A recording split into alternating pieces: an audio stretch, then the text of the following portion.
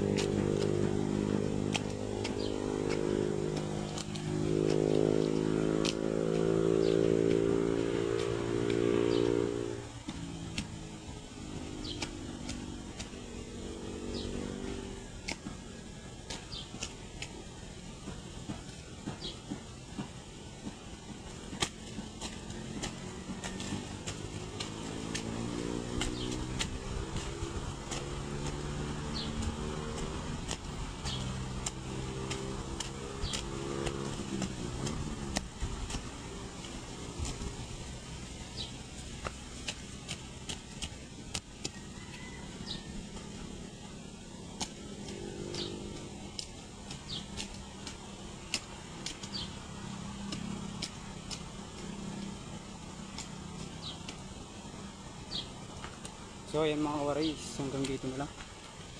Bye bye.